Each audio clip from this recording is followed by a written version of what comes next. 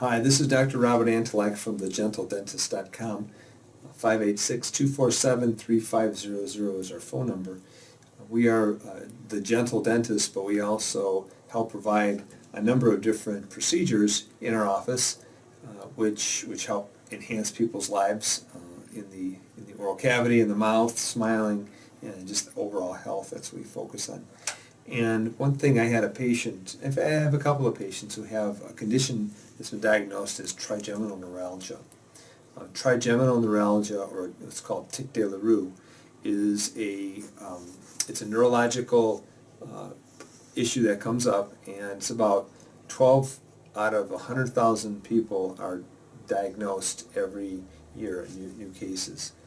It's more common in women, and symptoms can be following the nerve path. So the trigeminal neuralgia is named by the nerve, the trigeminal nerve. The trigeminal nerve is the fifth cranial nerve, a nerve that actually starts off from the brain.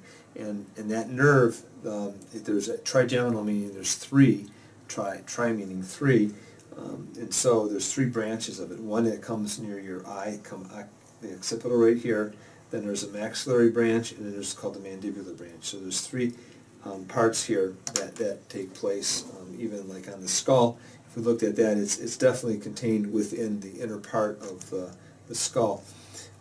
The one area that we really notice that happens a lot with some patients is that they do develop some pain along this pathway of where the nerve is.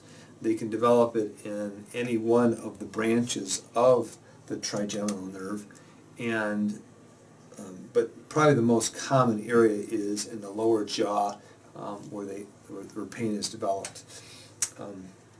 The trigeminal nerve, as you can see, the mandibular branch comes down here. It gives sensation to the lip and the teeth, and so what happens is that with a neuralgia like that, or pain, neurological pain, a neuralgia, is that can be pretty extreme. It can go from a burning sensation to a sharp pain. It can be extremely intense and very, very uncomfortable, and come on for no apparent reason. This is what we can see sometimes with that. It truly has to be diagnosed by a neurologist. It's a really good and accurate diagnosis of the condition, and it is something that they are more in tune with. Now, there are a number of different treatments that are available. This is where you would have to talk with a physician about that. But some of them are moderately effective. There's some surgeries that can be taken place. Sometimes there's a blood vessel that can actually put pressure on that trigeminal nerve that creates that pressure, and that pressure on the nerve can create pain in that area. So there are some surgical techniques that a neurologist or surgical physician like that would go in and relieve some of the pressure. There's things like using a balloon around it to decompress it and to take some of that pressure off of it, and hopefully help that patient. But the key is that sometimes people think that it's a dental issue. I just saw a patient actually today who was diagnosed with this, but they weren't really diagnosed with positively until after she had a number of her molar teeth that were extracted, and then the pain continued to take place. We have to be savvy when we look at our patients to diagnose them, to make sure that it's actually not coming from a tooth, but coming from a deeper level in higher up and more. Because if you look here on this picture here, this yellow here is the nerve. Well, this does give sensation to the teeth, and you can see there's little yellow parts of branch of this nerve that come up and give sensation to the teeth.